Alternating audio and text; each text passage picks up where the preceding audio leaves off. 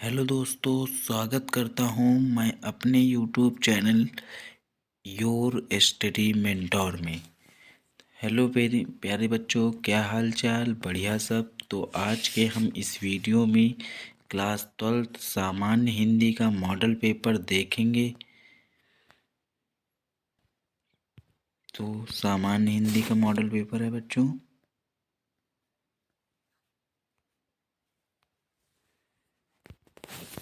ये देखिए,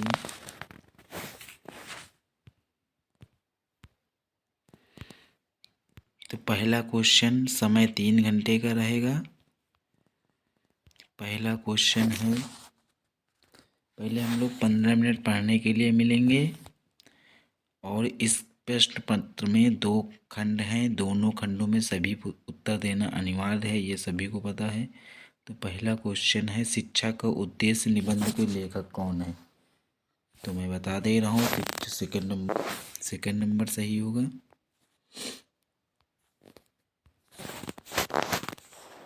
संपूर्णानंद जी। अगला क्वेश्चन देख लेते हैं। लल्लू की रचना है, लल्लू लाल रचना किसकी है? तो लल्लू लाल रचना प्रेम सागर की है। फिर अगला क्वेश्चन देख लेते हैं, पर्दा कहानी के लेखक। पर्दा कहानी के लेखक हमारे हैं यशपाल जी हैं, यशपाल जी।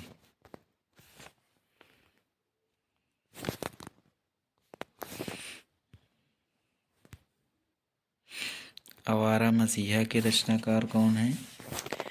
आवारा मसीहा के रचनाकार हमारे हैं विष्णु प्रभाकर जी। उसके बाद देख लेंगे, बाण भट्ट की आत्मकथा के लेखक कौन हैं? बाण भट्ट की आत्मकथा के लेखक हमारे हैं हजारी प्रसाद द्विवेदी जी। उसके बाद कामायनी किस युग की रचना है? कामायनी हमारी छायावादी युग की है बच्चों। कामायनी हमारी काहे की है? छायावादी युग की। उसके बाद निम्नलिखित कवियों में से कौन प्रगतिवादी युग के हैं? तो हम लोग सभी लोग जानते हैं कि रामधारी सिंह दिनकर जी प्रगतिवादी युग के रचनाकार हैं, कवि हैं। फिर तार सप्तक का प्रकाशन वर्ष कौन सा है? तो 1943 है बच्चों। फिर उसके बाद द्विवेदी युग की रचना कौन सी है? तो अभी हम लोगों ने पढ़ा है द्विवेदी युग की रचना कामायनी है बच्चों। फिर इसके बाद है के कवियों का संबंध भक्तिकाल की किस शाखा से है? तो प्यारे बच्चों, कृष्ण भक्ति शाखा से है। फिर हम लोग अगला क्वेश्चन, गद्यांश के आधारित निम्नलिखित प्रश्नों के उत्तर देना है। तो गद्यांश धरती माता की कोख से जो अमूल्य, तो इसका संदर्भ लिखना है। सबसे पहले ये देखिए, उपयुक्त गद्यांश का संदर्भ लिखना है। तो संदर्भ बहुत ही सरल होता है, इसमें लेखक का नाम और शीर्षक लिखना है। तो शीर्षक है शीर्षक राष्ट्र का स्वरूप है और लेखक का नाम है वासुदेव सरल अग्रवाल। तो ये हो जाएगा बच्चों। और अगला क्वेश्चन है, धरती की वसुंधरा क्यों कहलाती है? तो आप इन्हीं में से ढूंढ के लिख लेंगे, कोई ज़्यादा कठिन नहीं है। अगर ज़्यादा कठिन हो तो बता देना बच्चों, मैं करा दूंगा, ठीक है। उसके बाद देख लीजिए, अशोक का फूल उसी मस्तिष्क पे हंस रहा है, ये अशोक के फूल से लिया गया है। इसके लेखक आचार्य हजारी प्रसाद द्विवेदी हैं, ठीक है। उसके बाद पद्यांश है, पद्यांश आप लोग कर लेंगे, बहुत सरल होते हैं। पद्यांश है, आप लोग कर ही लेंगे, बहुत सरल होते हैं।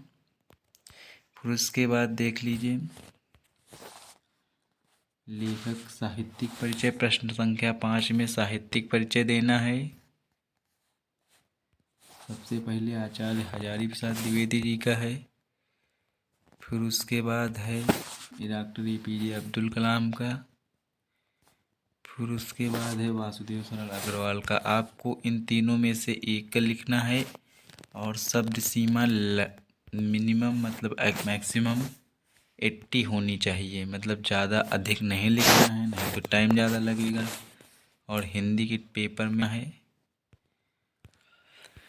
ठीक है। उसके बाद एक कवि का साहित्यिक परिचय लिखना है, तो इसमें मैथिली शरण गुप्त, ये 3 तैयार कर लीजिए बच्चों, इन्हीं तीनों में से एक आ जाएगा। 3 तैयार कर लीजिए बच्चों, तीनों में से एक आ जाएगा। सुमित्रानंदन पंत, रामधारी सिंह दिनकर। फिर उसके बाद बहादुर अथवा पंचलाइट कहानी का उद्देश्य पर प्रकाश डालिए, यही पेपर में आएगा 101%, इसमें कोई बदलाव नहीं रहेगा। ये क्वेश्चन आपको सेम टू सेम यही मिलेगा, ये सेम टू सेम आपको यही क्वेश्चन मिलेगा, देख लेना। ध्रुव यात्रा कहानी की कथा वस्तु अपने शब्दों में लिखना, अगर ये लिखना हो ये लिख देना, वो लिखना हो वो लिख देना। उसके बाद खंड काव्य प्रश्न संख्या 7 में आपको खंड काव्य लिखना है। उसके बाद खंड काव्य जो भी आपके जिले का हो वो एक तैयार कर लीजिए। ये खंड काव्य में चरित्र चित्रण लिखा जाता है। जैसे हमारे ज़िले में रसमती खंड काव्य है। रसमती खंड काव्य में कुंती पुत्र कर्ण का चरित्र चित्रण दिया गया है। तो आप लोग ये तैयार कर लीजिए, जो भी भदोई उन्नाव ज़िले और ये प्रतापगढ़ इधर साइड रहते हैं उन लोगों को रसमती आएगा। फिर उसके बाद महाविद्वान वक्ता धर्म, देखिए संस्कृत का है बच्चों, ये संस्कृत का तैयार कर लीजिएगा। इसमें भी संस्कृत का संदर्भ आप लोगों को आना चाहिए। संस्कृत का संदर्भ ये आता हो ये लिखिए, या तो ये जातक कथा से आया है हंसराज वाला, ये लिख लीजिए। इन दोनों में से एक करना है आपको, बहुत सरल है बच्चों। संदर्भ 2 नंबर का आता है और 7 नंबर का अनुवाद आता है बच्चों। संदर्भ में यह श्लोक हमारी पाठ्य पुस्तक संस्कृत भाग में संकलित जो भी महामना मालवीय पाठक नाम से अवतरित है, ये लिखेंगे बच्चों। बहुत सरल होता है संदर्भ। सबसे पहले संदर्भ हेडिंग डाल के लिखेंगे, फिर उसके बाद दिए गए पद्यांशों में हम लोग, जैसे हमने ये वाला करा दिया है तो इसका वीडियो हम लिंक डिस्क्रिप्शन में दे देंगे, तो आप लोग इसका देख लीजिएगा। ये सुभाषित रत्नानी का है। तो बच्चों ये बहुत सरल है ये वाला। चलिए उसके बाद देखिए, निम्नलिखित मुहावरों में से एक का अर्थ लिखकर वाक्य प्रयोग कीजिए।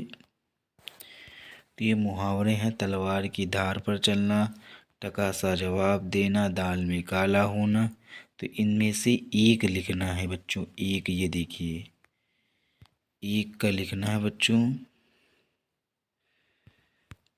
एक का लिखना है।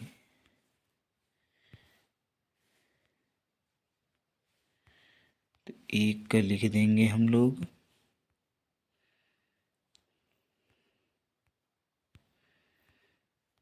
में काना होना,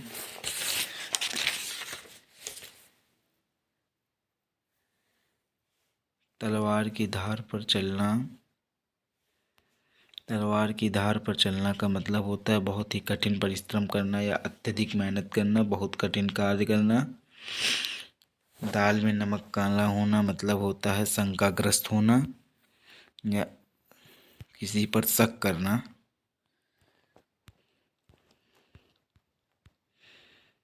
तो इस बार अपठित गद्यांश आएगा जो बिना किसी मतलब पढ़ा नहीं होगा, अपठित गद्यांश होगा। इस बार नया आएगा ये 10 नंबर में, प्रश्न संख्या 10 में 5 नंबर का आएगा अपठित गद्यांश। इसमें अपठित ये आप पढ़े नहीं होंगे, एक गद्यांश आएगा और इन्हीं में से छांट कर लिखना है, या किसी के लेखक के अनुसार ये इनका खोज कर लिखना है बच्चों। फिर उसके बाद निम्नलिखित शब्द युग्मों के अर्थ लिखना है। जैसे वसन और वसन का है तो हम लोगों को पता है वसन और वसन का वस्त्र और आदत होगा। फिर अगला देख लेंगे बादल और समुद्र का, नहीं बच्चों। अगला है अम्बुज और अम्बुद का। अम्बुज और अम्बुद का होता है बच्चों कमल और बादल। ठीक है मेरे बच्चों, कुछ ना समझ में आया तो बता देना। कमल और बादल। फिर निम्नलिखित शब्दों में से दो अर्थ लिखना है। तो अंबर का लिख लेंगे आकाश, अंबर का लिख लेंगे आकाश, और एक लिख लेंगे वस्त्र। ठीक है। और नाग का लिख लेंगे, एक का लिखना है नाग का सर्प, और हाथी,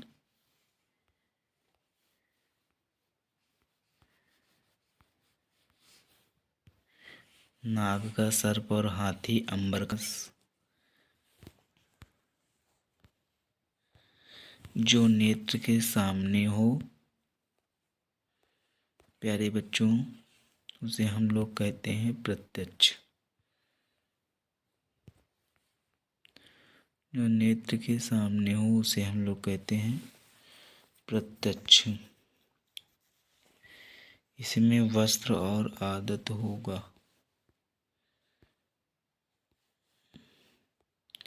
जो जानने की इच्छा रखने वाला उसे जिज्ञासु कहते हैं बच्चों।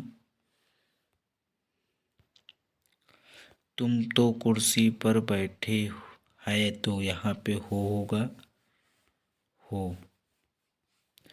तुम तो कुर्सी पर बैठे हो, इस सरोवर में अनेक होगा, इसमें बच्चों अनेक होगा।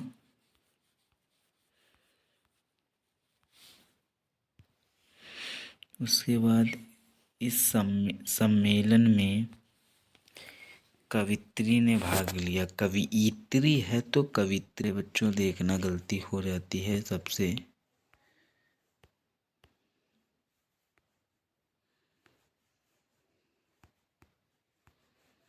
कवित्री। कृपया अनुमोदन की कृपा करें, तो यहाँ पे कृपया हट जाएगा, अनुमोदन की कृपा करें हो जाएगा। उसके बाद बच्चों वीर रस तथा हास्य रस के स्थायी भाव श्लेष दोहा सोरठा ये। उसके बाद बैंक खाते खोलने के लिए बैंक प्रबंधक का आवेदन पत्र, फिर उसके बाद शहर में फैली अथवा ये करना है। उसके बाद निबंध कर लेंगे, 9 नंबर का निबंध आएगा। देश में बेरोजगारी की समस्या, या तो इन पांचों में से आप लोगों को एक फंस जाएगा तो आप लोग 2 तैयार कर लीजिए। ठीक है प्यारे बच्चों।